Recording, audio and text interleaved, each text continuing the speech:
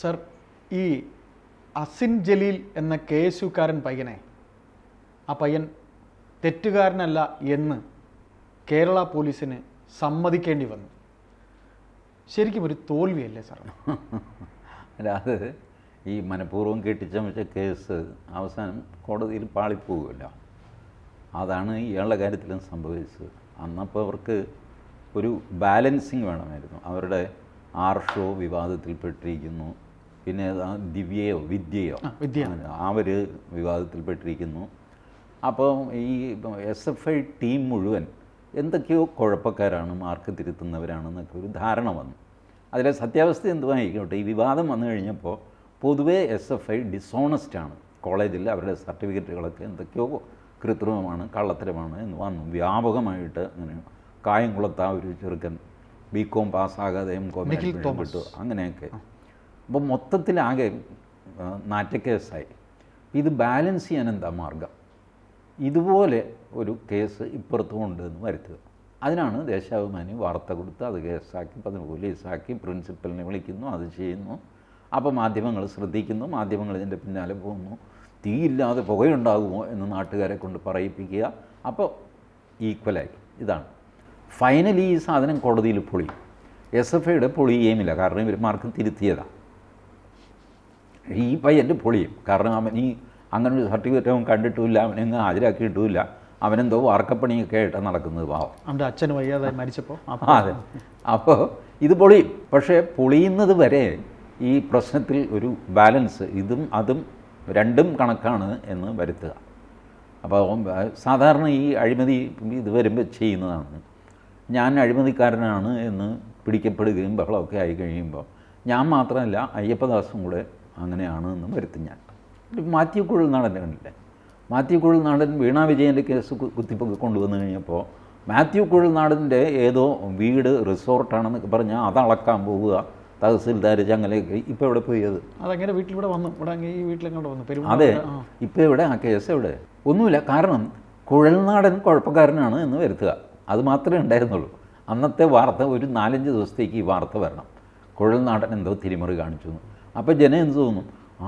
ഇവനീ ന്യായം പറയുന്നത് ഇവൻ കള്ളനാണല്ലോ എന്നിങ്ങനെ തോന്നും കുറച്ച് പേർക്കെങ്കിലും. ഈ പണ്ട് നമ്മൾ പറയും, ഈ 6 പോകുന്നവൻ 100 പേരായി കഴിഞ്ഞാൽ 6എങ്കിലും ഏൽക്കും. ആറ്റിൽ വള്ളം കൊണ്ട് പോകുന്നവൻ ഒരു കാരണവും കൂടാതെ അയ്യപ്പദാസിനെ പ്രാഗാണ്, നീ മുടിഞ്ഞു പോകൂടാ, തലയിൽ ഇടിവെട്ടുകൂടാന്നൊക്കെ പറഞ്ഞ് 100 തവണ പ്രായി കഴിഞ്ഞാൽ അതിൽ 6 ഏക്കുമെന്നാണ് പഴമക്കാർ പറയുന്നത്. 6 പോകുന്നവനാണ് അവൻ. ഇത് അയ്യപ്പദാസിന് അവൻ അറിയ പോലുമില്ല, ചുമ്മാ അങ്ങ് പ്രാകും. ഇതുപോലെയാണ് ഇപ്പോൾ മാർക്സിസ്റ്റ് പാർട്ടി ഈ കേസുകൾ എടുക്കുന്നത്. ഒരു 100 കേസ് അങ്ങ് എടുക്കും, അതിലൊരു 6 കേസ് എവിടെയെങ്കിലും നിന്ന് ക്ലിക്കായിട്ട് ഇയാൾ കുറച്ചൊന്ന് വിഷമിക്കും. ബാക്കി 94 പോകും, വെറുതെ പോകും, തുടക്കത്തിൽ തന്നെ പോകും, ഗർഭത്തിൽ തന്നെ അലസിപ്പോകും. പക്ഷേ ഈ 6 ഇവന് കുറച്ചൊന്ന് വിഷമിക്കും. ഒരു 1.5 മാസം 2 മാസം. ഇപ്പോൾ ഈ പയ്യൻ കുറച്ച് നാണക്കേട് അത് ഇതൊക്കെ വന്നല്ല, ആൾക്കാർക്ക് ചിലപ്പോൾ പോയി, എന്താടാ നീ വല്ലതും ചെയ്തോ? ഇയാളുടെ അമ്മ തന്നെ ചോദിക്കും, മോനെ അമ്മയോടെങ്കിലും സത്യം പറ, നീ വല്ലതും ചെയ്തോ? അമ്മ ഞാനൊന്നും ചെയ്തില്ല. ഒന്നും ചെയ്യാതെ പോലീസ് ഇവിടെ വരുമോ? ഇങ്ങനെയൊക്കെ ഇവൻ മാനസികമായിട്ട് തളർന്നു പോകും. ഒരു 3-4 മാസം ഇവനെ തളർത്താനും പറ്റും. ഈ ജാതി മനുഷ്യത്വഹീനമായ കേസുകളാണ് ഇപ്പം നടന്നുകൊണ്ടിരിക്കുന്നത്. ആരുടെയൊക്കെ പേരിൽ എന്തെല്ലാം കേസുകൾ. മറിയക്കുട്ടി ചേച്ചിയുടെ കേസ് കുത്തിപ്പൊക്കിയത് അങ്ങനെയല്ലേ മറിയക്കുട്ടി ചേച്ചി എഴുതിയത്? അതെ, അവർ അനാവശ്യമായിട്ട് അവരെ ഉപദ്രവിക്കാൻ.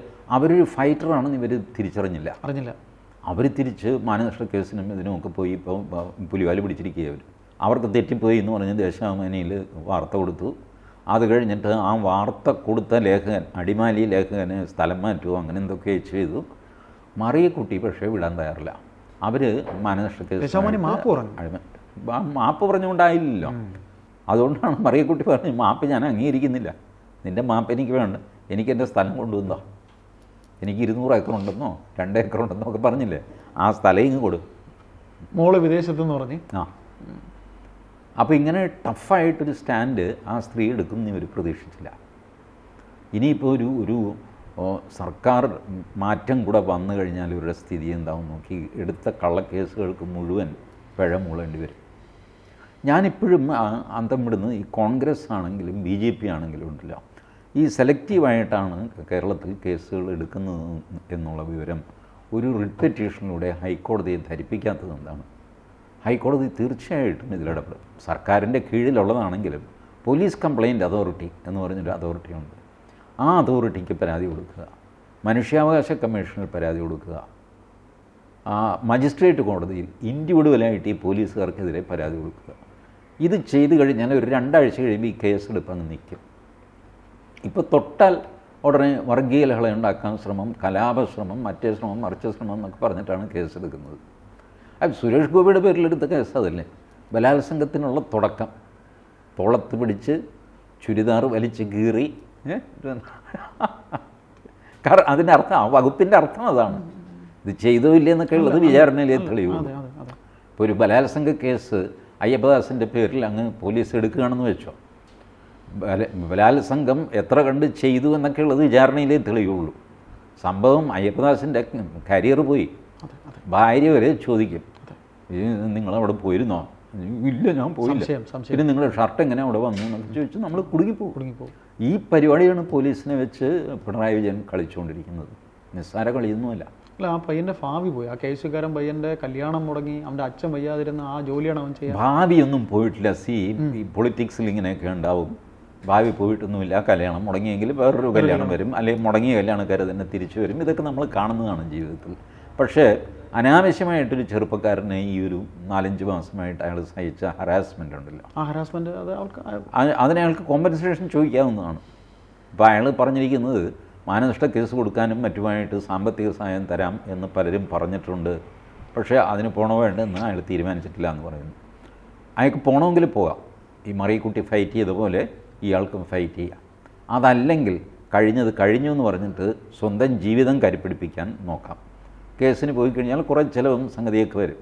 ആരെത്ര ചിലവ് വഹിക്കാമെന്ന് പറഞ്ഞു കഴിഞ്ഞാലും 15 ദിവസം കഴിഞ്ഞ് ഇതിൻ്റെ വാർത്താമൂല്യം പോയി കഴിയുമ്പോഴുണ്ടല്ലോ, പിന്നെ അയ്യപ്പദാസ് കാണും ഈ ചെറുപ്പക്കാരൻ ഒറ്റയ്ക്ക് കോടതി തിണ്ണയിൽ നിൽക്കുന്നത്. തീർച്ചയായിട്ടും പരാതിക്കാരൻ എല്ലാ അവധിക്കും കോടതിയിൽ വരണം.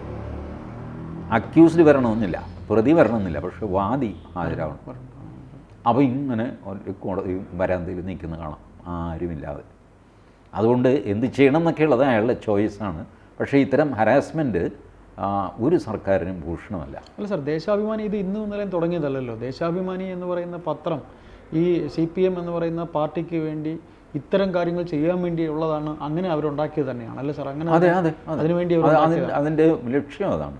അവരതിനു വേണ്ടി അപ്പുറത്ത് നടക്കുന്ന കോൺഗ്രസ്സുകാർ മനോരമ കോൺഗ്രസ് പത്രം എന്നവർ വിശ്വസിച്ചു. മനോരമ ഇതേപോലെ ഒന്നും ചെയ്യത്തൊന്നുമില്ല. അപ്പോൾ അല്ല, അവർ ദേശാഭിമാനി പറയുന്നത് മനോരമ നുണ എഴുതുന്നു, അതിന് ചുമ്മയാണ് തുറന്നു കാണിക്കാനായിട്ടാണ് ദേശാഭിമാനി. മനോരമ ഒരിക്കലും അത്തരത്തിൽ നുണയെന്ന് എഴുതുന്ന പത്രമൊന്നുമില്ല. എഴുതുകയോ എഴുതാതിരിക്കുകയോ അവരുടെ ആരോപണം ഇതാണ്, നിങ്ങളിത് ചെയ്യുന്നു, അപ്പം ഞങ്ങൾ സത്യാവസ്ഥ ഞങ്ങൾ പറയണ്ടേ.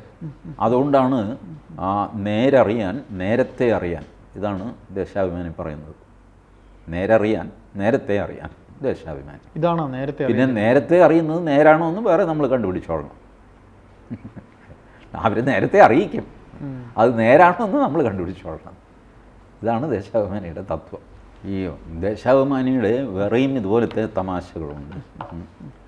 നമ്മളുടെ മാതൃഭൂമിയുടെ വീരേന്ദ്രകുമാർ അവിടെ വയനാട്ടിൽ വനം കയ്യേറി മരം വെട്ടി വിറ്റു എന്നൊക്കെ പറഞ്ഞിട്ട് മാതൃഭൂമിയിലെ തന്നെ രാജൻ ചേട്ടൻ എന്നൊക്കെ നമ്മൾ റെസ്പെക്റ്റോടെ വിളിക്കുന്ന 19 വയസ്സായി. ഇത് ഇദ്ദേഹം തന്നെ ഈ സ്കാം പുറത്തു കൊണ്ടുവന്നു. അതിനെ തുടർന്ന് അദ്ദേഹത്തെ പത്രത്തിൽ നിന്ന് പുറത്താക്കി. കാരണം പറഞ്ഞത് വേറെയൊക്കെയാണ്, വേറെയും പ്രശ്നങ്ങളുണ്ടായിരുന്നു. അദ്ദേഹം പത്രത്തിൽ നിന്ന് പുറത്തായി. അദ്ദേഹം കേസ് കൊടുത്തു. കേസുകൾ എങ്ങനെ എത്താതെ ഇങ്ങനെ കിടക്കുമ്പോൾ ഇടയ്ക്ക് വീരേന്ദ്രകുമാർ LDFിൽ നിന്ന് UDFിൽ പോയി. അന്ന് ദേശാഭിമാനിക്കാർ പാഞ്ഞു വന്ന് രാജൻ ചേട്ടൻ്റെ ഈ ഡോക്യുമെൻറ്റ്സ് എല്ലാം എടുത്ത് ഭൂമിയിൽ ന്യായം നടപ്പാക്കാൻ പോവുകയാണെന്ന് പറഞ്ഞു. കൈരളി ചാനലിൽ വലിയ ചർച്ചയൊക്കെ നടത്തി. രാജൻ ചേട്ടനെ തന്നെ ക്ഷണിച്ചു വരുത്തിയിട്ട് രാജൻ ചേട്ടനെ കൊണ്ട് തന്നെ പറയിപ്പിച്ചു. ദേശാഭിമാനി അങ്ങ് സീരിയലൈസ് ചെയ്തു വീരേന്ദ്രകുമാറിൻ്റെ കള്ളത്തരങ്ങൾ എന്നൊക്കെ പറഞ്ഞിട്ട്. കുറച്ച് കഴിഞ്ഞപ്പോൾ വീരേന്ദ്രകുമാർ LDFിലേക്ക് വന്നു. കൈരളിയിൽ വാർത്തയില്ല, ദേശാഭിമാനിയിലെ സീരിയലുമില്ല, ഒന്നുമില്ല. പണി കഴിഞ്ഞു. ഇതാണ് ദേശാഭിമാനിയുടെ തനിനിറം. അവരുടെ അധികാരത്തിന് വേണ്ടിയിട്ട് അവരെന്ത് ചെയ്യും? അവരെ ഇട്ടിട്ട് പോയ ആളാണെങ്കിൽ അയാളെ നാറ്റിക്കും. അത് എന്ത് ഹീനമായ ആരോപണവും കൊണ്ടുവരാൻ അവർക്ക് യാതൊരു മടിയില്ല. അത് മറ്റേ ആ സന്ദേശം സിനിമയിൽ പറയുന്നില്ലേ, വല്ല പെണ്ണ് കേസോ ഗർഭക്കേസോ ഉണ്ടാക്കി തീർക്കണമെന്ന് പറയും. ഈ പരിപാടിയാണ് ചെയ്യുന്നത്. അത് ശ്രീനിവാസൻ അതിനകത്ത് ആ ഡയലോഗ് എഴുതിയത് വെറുതെ ഒന്നുമല്ല, അത് ഉള്ളത് തന്നെയാണ്. അല്ല സാർ, തുടങ്ങിയ കാലം മുതൽ ഇങ്ങനെ തന്നെയാണ് സാർ. ഈ പത്രം തുടങ്ങിയ കാലം മുതൽ ഈ ഒരേ പ്രവൃത്തി ചെയ്യുന്നതിൽ അവർക്ക് നാണമില്ലേ? അല്ല, ഇതിൽ നാണത്തിൻ്റെയൊക്കെ ഇപ്പോൾ ഞാൻ പറഞ്ഞില്ലേ, ഈ രാഷ്ട്രീയ രംഗത്ത് നാണം എന്ന് പറയുന്നത് അത്യപൂർവമായി. ഈ പേനെടുത്ത് എഴുതുന്ന പത്രപ്രവർത്തനെങ്കിലും ഒരു ഉളുപ്പ് തോന്നണ്ടല്ലേ? അതൊന്നും തോന്നുന്നില്ല. അങ്ങനെ വലിയ ഉളുപ്പ് തോന്നിയിട്ടാണ് ഈ ശക്തീകരണമൊക്കെ ഇറങ്ങിപ്പോയത്. അല്ല സാർ, ജി ശക്തിധരൻ്റെ കാര്യമൊന്നും പറയണ്ട. അത് വെച്ചാൽ ഈ പാർട്ടിയെ സംബന്ധിച്ച് അവരെ ഇപ്പോൾ പുറത്ത് വന്ന് സംസാരിക്കുന്ന ഷാജഹാൻ ആയാലും ജി ശക്തിധരനായാലും സാർ, അവരൊക്കെ നേടാനുള്ളതൊക്കെ നേടിയവരാണ്, ഈ പാർട്ടി കൊണ്ട് നേടിയവരാണ്. നേടിയവരാണ്. പക്ഷേ അവരവിടെ ഇരുന്നപ്പോൾ ചെയ്ത ദുഷ്കൃത്യങ്ങൾ അവരറിയാതെ പുറത്ത് പറയുന്നുണ്ട്. അത് പുറത്ത് പറയുന്നുണ്ട്, പറയേണ്ടി വരും സാർ. അതങ്ങനെയാണല്ലോ. കാലങ്ങൾ അവരെ സാറ് മുമ്പൊരിക്കൽ പറഞ്ഞിട്ടുണ്ട്, കാലം ചിലരെ കൊണ്ട് ചിലപ്പോൾ, സാർ ഒരിക്കൽ നമ്മുടെ ടോക്കിൽ പറഞ്ഞതാണ്, അത് കാലത്തിൻ്റെ ഒരു നീതിയാണ്. അല്ലേ സാറല്ലേ പറഞ്ഞത്? അപ്പോൾ അത് ആയിരിക്കാം. അപ്പോൾ ആയതുകൊണ്ട് തന്നെ നമ്മളീ പറയുന്ന പോലെ ഇനിയും ദേശാഭിമാനി ഇപ്പം നാളെ എന്നെക്കുറിച്ച് വേണമെങ്കിലും അല്ലെങ്കിൽ സാറിനെ പോലൊരു വ്യക്തിയെക്കുറിച്ച് വേണമെങ്കിലും അവർക്ക് ഇഷ്ടമില്ലാതെ വന്നാൽ എഴുതൂല എന്നൊന്നും നമുക്ക് പറയാൻ പറ്റത്തില്ല, അല്ലേ സാർ? അങ്ങനെ അത് ചെയ്യും. പക്ഷേ ഈ വളരെ സൂക്ഷിച്ചാണ് ഇത്തരം കാര്യങ്ങൾ ചെയ്യുന്നത്. കാരണം ഒരാളിനെ പറ്റി നെഗറ്റീവ് വാർത്ത കൊടുത്താൽ പോലും അതൊരു വാർത്തയാണ്. അതെ അതെ അതെ. ഈ നമ്മുടെ പരസ്യത്തിൻ്റെ ഉസ്താദുണ്ട്, അലീഖ് പദംസി, മരിച്ചുപോയി തോന്നുന്നു. അപ്പോൾ അദ്ദേഹമാണ് പറഞ്ഞത്, there is nothing called negative publicity, there is only publicity. Negative വാർത്ത എന്ന് പറഞ്ഞ വാർത്തയില്ല, വെറും വാർത്തയേ ഉള്ളൂ. കാരണം ഒരാളെ നിങ്ങൾ വാർത്തകൾ കൊണ്ടുവന്നു കഴിഞ്ഞാൽ അയാൾ പ്രശസ്തനാകുകയാണ്. ആകെ പിന്നെ അയാൾക്ക് ചെയ്യാനുള്ളത് ഈ വാർത്ത നുണയാണെന്ന് തെളിയിക്കുക എന്നുള്ള ജോലി മാത്രമേ ഉള്ളൂ. ആ വാർത്ത നിങ്ങൾ എഴുതിയിരിക്കുന്നത് നുണയാണെന്ന് നിങ്ങൾക്കറിയാമല്ലോ. അപ്പോൾ അത് പൊളിക്കാൻ അയാൾക്ക് വളരെ എളുപ്പമാണ്. നുണ പൊളിഞ്ഞു പോവുകയും ചെയ്യും, ഇയാൾ പ്രശസ്തനാകുകയും ചെയ്യും. ഈ ഒരു ഡേഞ്ചർ ഈ വാർത്ത കൊടുക്കുന്നതിലുണ്ട്. അതുകൊണ്ടാണ് പലതും ഒക്കെ ഈ ക്യാൻസൽ കൾച്ചർ കേരളത്തിൽ വരാൻ കാര്യം അതാണ്. സംഘപരിവാർ അസോസിയേറ്റഡ് ആയിട്ടുള്ള ആൾക്കാരെ ക്യാൻസൽ ചെയ്യും. നല്ലത് ചീത്തയായ വാർത്ത കൊടുക്കില്ല. എനിക്ക് ഓർമ്മയുണ്ട്, അന്ന് ഇതിൻ്റെ BJPയുടെ പ്രസിഡൻ്റായിരുന്നു KG മാരാർ. KG മാരാർ മരിച്ചപ്പോൾ ഒരു കമ്മ്യൂണിസ്റ്റുകാരനും വന്നില്ല. അന്ന് അതായിരുന്നു അവരുടെ സംസ്കാരം. ഒരു കമ്മ്യൂണിസ്റ്റുകാരനും ജന്മഭൂമി ആഫീസിന് മുമ്പിൽ പൊതുദർശനത്തിന് വെച്ചിരുന്നു, കുറച്ച് പേരേ വന്നുള്ളൂ. ഒരൊറ്റ CPM-കാരൻ വന്നില്ല. അത് വരാൻ പാടില്ല എന്നാണ്. അതുപോലെ BJP, RSS ഇതുപോലുള്ള ആൾക്കാർ മരിച്ചു കഴിഞ്ഞാൽ ചരമക്കോളത്തിൽ വാർത്ത കൊടുക്കുമല്ലോ, അതുപോലും ദേശാഭിമാനി കൊടുക്കില്ല. ഞാൻ ജന്മഭൂമിയായിട്ട് അസോസിയേറ്റ് ചെയ്ത് പ്രവർത്തിക്കുമ്പോൾ ഈ തർക്കം ഉണ്ടായതാണ്. ഒരു ബംഗാളിലെ ഒരു നേതാവ്, ഞാൻ ഓർക്കണില്ല, അന്ന് അങ്ങേര് വലിയ നേതാവ്, അങ്ങേര് മരിച്ചു. അപ്പം എനിക്ക് എഡിറ്റോറിയൽ ഒന്നും ഞാനില്ല, എന്നാലും ഞാൻ പറഞ്ഞു, ഈ വാർത്ത കൊടുക്കുന്നില്ല എന്ന് ചോദിച്ചു. കൊടുക്കുന്നില്ല, അവർ നമ്മളത് കൊടുക്കാറില്ലല്ലോ, നമ്മൾ അവരുടെയും കൊടുക്കില്ല. ഞാൻ പറഞ്ഞു, അത് ശരിയല്ല, അവർ കൊടുക്കാറില്ല, അത് അവരുടെ സംസ്കാരം, നമ്മൾ കൊടുക്കേണ്ടതാണ്. പിന്നെ ഞാൻ ടോപ്പ് മോസ്റ്റ് മാനേജ്മെൻറ്റിൽ ഞാൻ പറഞ്ഞു, എനിക്ക് ഈ പോളിസിയോട് യോജിപ്പില്ല, പക്ഷേ പോളിസിയുമായിട്ട് ബന്ധമില്ലാത്തവനാണ് ഞാൻ, എനിക്കതിൽ ഒരു ഒഫീഷ്യലായിട്ടുള്ള യാതൊരു സ്ഥാനവുമില്ല. പക്ഷേ ടോപ്പ് മാനേജ്മെൻറ്റ് എൻ്റെ വാക്ക് കാര്യമായിട്ട് എടുക്കുകയും മറ്റുള്ളവർ സംസാരിക്കും. അപ്പോൾ ചീഫ് എഡിറ്ററൊക്കെ പറഞ്ഞു, ഇല്ലില്ല ആർത്ത കൊടുക്കുന്നുണ്ട്, ആര് പറഞ്ഞു കൊടുക്കുന്നില്ല എന്ന്. ഞാൻ പറഞ്ഞു, ഇന്ന ആളിനോട്, ഇല്ലില്ല, അത് അയാൾക്ക് വിവരയില്ലായിട്ടാണ് ആ വാർത്ത കൊടുത്തു. ഓരോരുത്തർക്കും ഓരോ സംസ്കാരമാണ്. ഈ ക്യാൻസൽ കൾച്ചർ ഏറ്റവും അധികം ഉള്ളത് CPM-ലാണ്. അയ്യപ്പദാസ് ഉണ്ട് എന്ന് അവർ ഭാവിക്കില്ല, അതാണ് cancel. You are cancelled, such a person does not exist. ഈ രീതിയിൽ ചെയ്തു കളയും, അങ്ങനെ ഇല്ലാതാക്കി കളയും.